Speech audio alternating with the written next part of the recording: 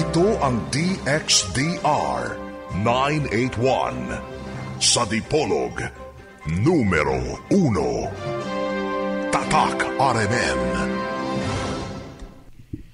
Maayong adlaw sa Ginoo na usab kanatong tanan. Moderitso tano, naanda naman ni atong tulumanon kahayag sa pagtuong Katoliko. Sa miaging Domingo, na katambong man ta sa programa po sa grupo gyud nga atong giapilano ang Catholic Faith Defenders kay sa matag Domingo pagkagabi no alas 8 naaman diha no ang tulumanon sa grupo gyud namo sa Catholic Faith Defenders. Then dunay nahisgutan sa miaging Domingo nga gusto na akong pahimug-atan sa atong tulumanon karon kay duna po'y gaatang niini. Kay taod-taod, o di kay taod-taod, dugay na ni nga isyo apan ang kapakyas nato paghisayod pagkahibalo sa kamatuoran mahitugod diini. Mao ni usas sa mga dagko kayong hinungdan nga ang tinuoang Katoliko gibiyaan o gitalikdan. O ang pagtalikod anaa sa paghuna-huna nga ang Katoliko nasayop gyud. Nasayop gyud. So kay sayop angay talikdan. Now, ang akong gitumbok mao kining mahitungod sa pulong worship o pagsimba. Dayon atong i-appeal pod kining pulong ampo o pray sa in English. Kay sa Biblia god giingon man diha nga sa Dios ra ta mo simba o mo worship o sa Dios ra pud ta mo pray o mo ampo. Unya ngano man ang mga Katoliko magampo mag mga santos. Mo duol man o mo dangop mag mga santos. Nga sa Biblia usara may ampuan ang Dios. Ug siya ra po'y simbahon o i-worship. Unya ngano mga Katoliko galapas man niini. Mga igsuon akong pahimug-atan ang maong isyu sa atong tulumanon karon. Dali-dali lang taan kay pila ra ni ka minutos atong tulumanon. Okay. Kinigong pulong worship o simba o nahan na ito ng simba. Kung tanaw na to ang kasaysayan sa paggamit ni ini nga pulong, no? Kung mugbalik yun ta sa karaan ba, kining pulong worship, wala ni maghupot o usal lang ka kahulugan. Kay sa ato gong panahon karon basta worship, ang buot ipasabot nato ana kanang simba ra gyud nga alang sa Dios. Kanang gitawag nato sa Grego og latria. Latria. Supreme worship that can be given only to God. Sa atong lingwahe karon, sa atong bokabularyo karon, ang pulong simba o worship ato ra gyud nang gamito ng pulonga kung mo-honor ta o muyukbo ta sa Diyos. Worship only to God. Mo bitaw na ay mga pari mo ingon o bisan pagdili pari, mga Katoliko mo ingon sa atong bokabularyo na nga gigamit karon, ang kaming mga Katoliko wala man magsimba og mga santos. Wala man magsimba. Ang buot ipasabot ana kanang simba nga latria o simba nga ikahatag lamang sa Diyos. Highest form of worship. Pinaka taas nga pagyukbo nga sa Diyos ra gyud na. Mao na nga dunay mga Katoliko sa ato na nga bokabularyo ron moingon yun nga wala mi magsimba og mga santos, ang buot pasabot ana kanang simba nga alang lamang sa Diyos. Pero kung mubalik ta sa kasaysayan gyud sa paggamit ana nga pulong, parehas na anang pulong galing hell o impierno. Ang pulong hell o impierno wala na magpasabot og silutanan rang sa mga makasasala. Naay hell nga nagpasabot lag lubnganan. Pwede gali gamito nimo ng pulong hell sa pagpasabot sa imong kinabuhi nga napuno sa kalisod o kanang kaguliyang. Pwede nimo tawag unsa man niya akong kinabuhi impierno man. Ang pulong worship diri sa Biblia, bisan gani ka ng pagtahod alang sa mga santos, gitawag nag-worship. Wa mo kabuluan sa karaan. Pero dili worship nga alang lamang sa Dios. Ang tinuod lang, kung gamito nato ang daang bokabularyo sa pulong, nga ang usa ka pulong naghupot og daghang kayo emphasis o kahulugan, ako dili man ko mo munigar nga kaming mga Katoliko gasimba mig mga santos. Pero simba nga dili nang simba nga latria nga alang lamang sa Dios. Kanang simba nga gitawag sa Griego og dulia. Dulia, unsa man na siya sa in English, veneration, pagtahod, pag-honor. Pwede man kita mo honor sa mga namunuan sa lungsod. Di ba? Naaman na sa Biblia. Now, sa miaging Domingo sa programa sa Catholic Faith Defenders, akong gikutlo, unya gusto na akong pahimugatan ang pamatuod ana nga kanang pulong worship wala na magpasabot ra gyud sa simba nga alang lamang sa Dios. Akong basahon na sa 2 Kings chapter 1 verse 13, no? King James Version yun, mo ni paborito sa atong mga igsuong protestante nga version sa Biblia, bisan kato si Felix Manalo, sa akong nahibawan, kanang founder sa Iglesia ni Cristo, ang paborito niyang hubad sa Biblia, King James Version. Katong 16:11 yun, itong karaan, no? Akong kutloon ang 2 Kings 1:13, mo ni pamatuod, no? Akini, mo diretso sa ta sa 2 Kings, ay, unya na ta sa unahon na to itong 1 Chronicles kay pulong worship ang gisgutan. Unya, kanang pulong pray o ampo sa 2 Kings 1:13. So, unahon na to ning 1 Chronicles chapter 29. No? Atong klarohon na, 1 Chronicles chapter 29 verse 20. Naadiri ang pamatuod nga kanang pulong worship wala na magpasabot nga kana ra yung pagtahod nga kinatasan nga alang lamang sa Dios. Mahimong ato nang gamito ng pulonga sa pagpasabot og pagtahod lang. Prasgudan ng saludo, kanang saludo na to sa militar nga muisa ta sa atong right hand sa kilid sa atong agtang, no, pagtahod man na. Pero kung mosaludo kag general og kanang ubos lang nga ranggo, parehas ra imong makita saludo, pero ang gibug-aton dili na parehas. Kay mas taas tong imong saludo sa general o sa ubos lang nga ranggo, pero parehas ra nimong tanawon. Salute. Di ba? O, ingon ana, pod kanang pulong worship sa karaan gyud nga gamit ana, wala na magtumbok lang nga kanang simba nga kinatasan nga alang lamang sa Dios. Mahimong ato nang itumbok sa kanang pagtahod lang sa tao. Aniya, basahon ko sa 1 Chronicles chapter 29, verse 20. And David said to all the congregation, Now bless the Lord your God. And all the congregation blessed the Lord God of their fathers, and bow down their heads, and worship the Lord and the King.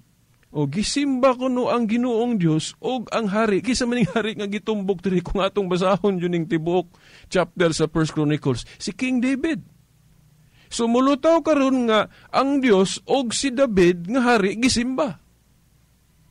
Pero sa exegesis ani nga Katoliko, sa sumada total na sa pagsabot sa Biblia, dili nato natupungon. Kining worship nga sa Dios mao ni kinang gitawag na tuglatria.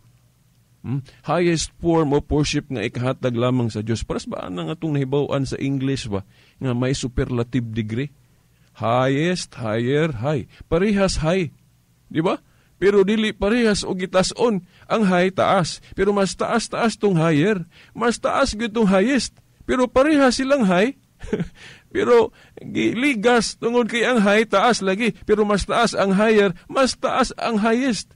Kana pong worship kung ayuhon na tugtuon ang Biblia, doon na nay pulong o doon na nay superlative degree. Muna nga si kung ako malimot katong santos nato nga si Saint Augustine, gigam-an niyag termino o siya ba ito'y nag-una ana kanang pagtawag bog hyperdulia, dulia o latria. Nga kanang latria mo na ang worship nga alang lamang sa Dios. Then kanang hyperdulia ang atong pagtahod sa atong mahal nga inahan Mother Mary, nitaas lang sa dulia. Simba alang sa mga santos o pagtahod alang sa mga santos. Kay kanang higher, highest sa atong yukbo ana o worship sa karaan yun nga gamit anang pulong worship, ingon ana pod na ay dulia, hyperdulia o latria. Kanang latria mo na ang simba nga alang lamang sa Dios. Unya kini si David rigi worship mo pod.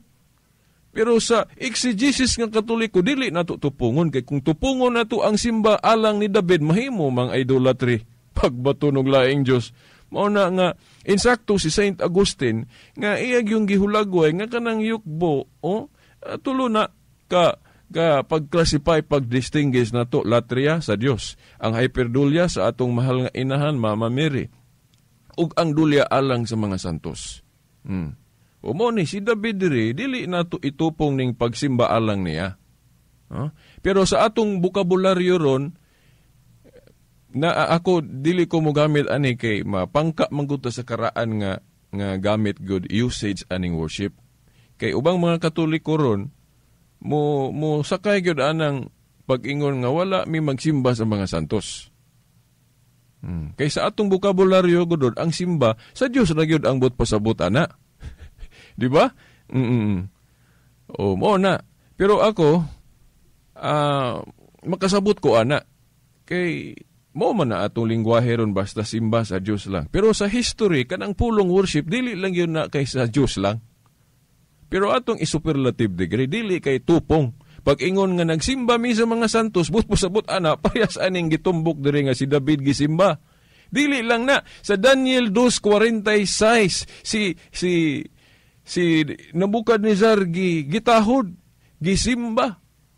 O si Nabukadnezar gisimba niya sa Daniel, di ba? Daniel 2:46. Pero dili to simba ingon nga Dios. Di ba? Kay nakailaman si Nabukadnezar sa Dios ni Daniel. Wa man siya magtuo nga si Daniel Dios. Ang iyang gituhuan nga Dios ni Daniel kadtong Dios ni Daniel. Pero iyang gisimba si Daniel. Basahan ko ninyo Daniel 2:46. Di ba? Pero dili na simba ingon nga pagpakadiyos, simba na ingon nga pagtahod. So nakuha ninyo. So simple raman na, no? So kana mga pare nga ingon nga wala mi magsimba sa mga santos, buot pasabot ana nga kanang simba nga kinatasan matang latria.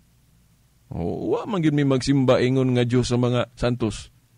Kung naay librong Katoliko nga nag-ingon nga nagsimba mi sa mga santos, ang karaan na nga gamit sa pulong simba nga mahimong ipasabot nga tahod lang bisan manggali ng pulong veneration na ako'y nabasang librong Katoliko nga ang veneration ang gipasabot latria nga ang veneration dulya manunta na pero na ay panahon nga katong mga sinulat nga ang veneration gipasabot latria.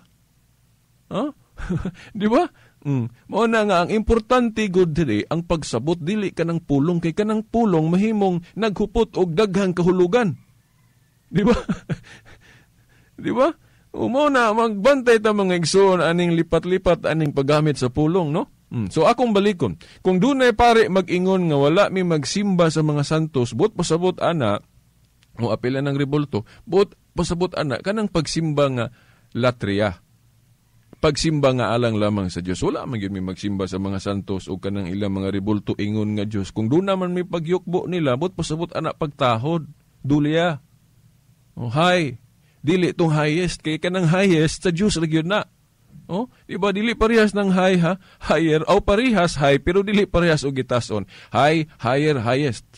Taas ng high, mas taas-taas tong higher, mas taas tong highest. Ingon ana po ng pagpasabot anang giingon ni Saint Augustine, dulya, hyperdulya, o latria. Highest ng latria, sa Diyos ra na. No? Akong balikon, bisan ka ng pulong veneration, na ay nabasa na kong libro nga ang gipasabot latria. Dili dulya. Di ba? Magbantay ta, depende sa context. Inigbasa na to atong sabton. Basta santos gani gisimba, kung karaan nga usage sa pulong simba, but pasabot anak katong dulya. Muna, bantay ta ha, lipat-lipat aning paggamit sa pulong. O si David diri o gisimba. Nya, mo bitaw na sa maayong balita Biblia, kabantay mo kung mubasa mo laing hubad sa 1 Chronicles chapter 29 verse 20. Giingon diha nga gisimba ang Dios o giyukbuan ng hari. Gilahi ba parang magsabot putag lahi-lahi. Mo na no sa maayong balita Biblia giingon gisimba ang Dios o giyukbuan ng hari pero sa literal translation usa sa literal translation dool sa literal kining King James no. Mo nang salikwaot kayo ang English di ba? Kay may pagka-literal siya. Na sa King James kay usa ra man kapulong gigamit, worship the Lord and the King. Pero para dili masaypan pagsabot mo nang sa ubang hubad ron gisimba ang Dios o giyukbuan ang hari pero parehas ra ba na yukbo? Di ba? Nganong gilailahi sa maayong balita Biblia para nga mapugos ta sa pagsabot sa sakto pod nga pagpugos nga dili gyud tupungo nato ang simba nga alang lamang sa Dios ug kanang simba nga alang lamang sa mga santos. Nakuha ninyong punto? Di ba? Kana manggaling na hinumdum ko sa Europe, sa Britain ba na, katong karaan nilang English, kanang muingon sila your honor, your worship. Basahan ninyo pag research mo. Kanang muingon sila sa ilang kanang mga namunuan sa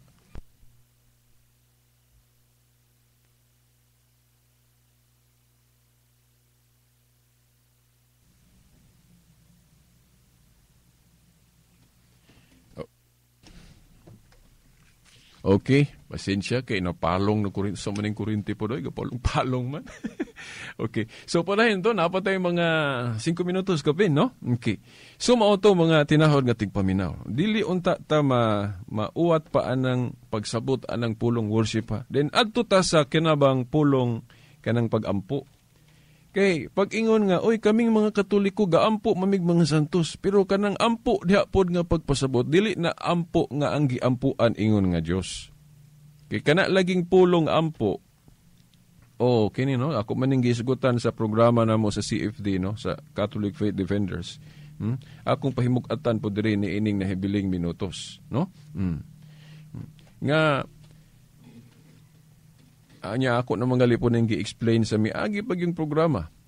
Nga kanang pag-pray, ang buot pasabot anak mo petition ka, mo hangyo ka, o mo request. Pero kanang request o petition nga alang lamang sa Dios, lahi na. Kanang mangayo ka nga ang Dios ray makahatag, iya ra gyud na. Pero wala na magpasabot nga dili ta makahangyo o makaampo sa mga santos sa ilang mahimo.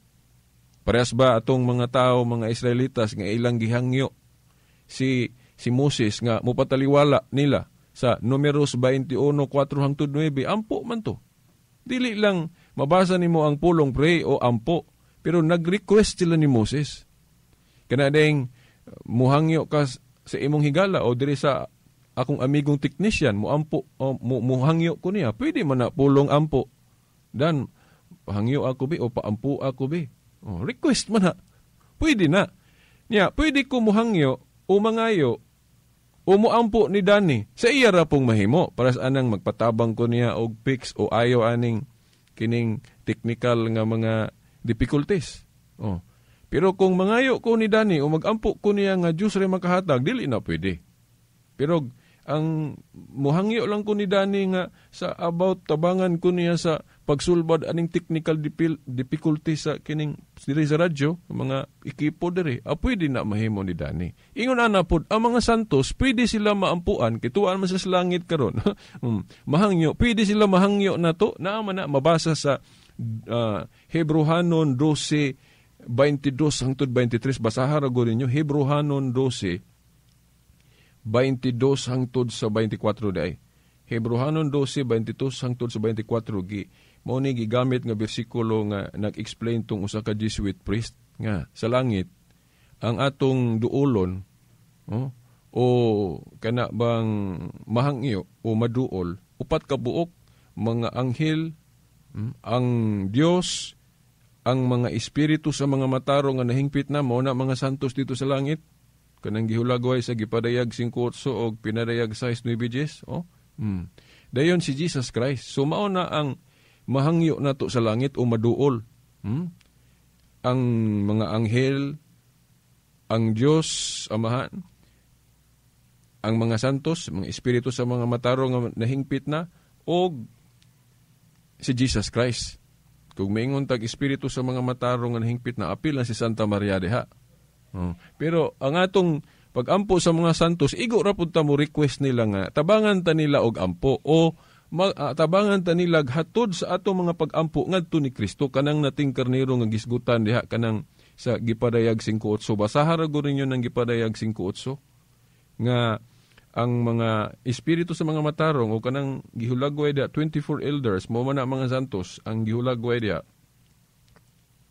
Nagda sila insenso nga ang ipot pasabot ana simbolo man na sa mga pag-ampo sa katawhan sa Dios, ilag kinang gitugyan ngadto sa nating karnero diyang but pasabot si Jesus Christ. So makita nato nga ang mga santo sa langit gatabang og hatod sa ato mga pag-ampo diri sa kalibutan.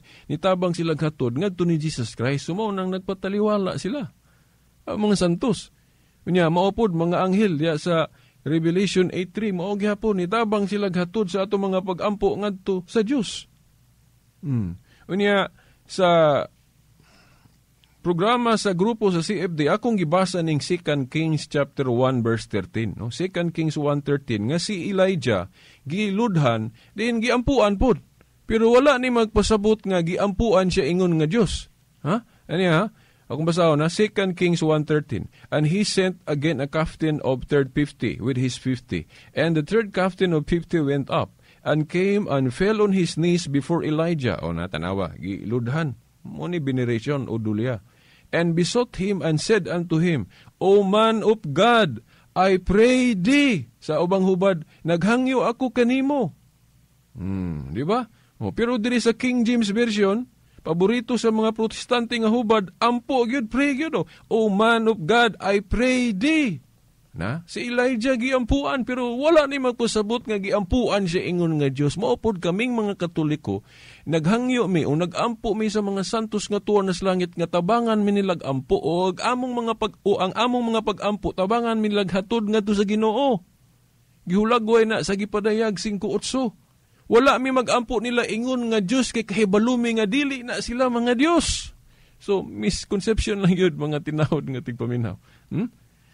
So, wa naman ko igong panahon, no? So, kuha na lang, no? At ang hina na lang po unya, no, sa alas 8 gabi, programa sa CFD kay moapil gahapon ko, ha? Dugang ni ini. Para hinahinay kita matinawan, aning atong kalibog sa pagtuo kay Kleber ka ining demonyo. Saon ta niya pagbahin-bahin? Di ba? Niya, kanara bang mo bahin-bahin na to? Mga mayor ba po na sila? No? Ang demonyo mo gamit og mga maayong tao sa pagbahin-bahin na to, magbantay ta na, no? Kay ang diha sa Biblia ingon si San Pablo, bisan ang yawa ko ron nagpakaanghel sa kahayag, sa to pa magbantay ta nang magsangyaw nga buutan kay na to tanahon paminsar, pero naay mga pagtulunan di ay nga nagpaluyo kangit-ngit. Di ba? So mga tinahod nga tigpaminaw. So, unya, alas 8 gabi sa programa sa CFD at tangi gapon kay moapil gapon ko, no? Alas 8 gabi, no? O paminaw po ninyo ang programa sa mga dili Katoliko. Wala ko mag-discourage ninyo. Paminaw po mo, itandi ninyo ang kamatuuran nga ipadayag sa matag tinuhuan. So, hangtod sunod Domingo pohon, kini na lamang ang ubos ninyong alagad sa mong tulumanon, Silbert Dondoyano Sr. alias Veritas, hangtod sunod Domingo pohon, samang oras ug istasyon. Sa ngalan sa Amahan, sa Anak, sa Espiritu Santo. Amen!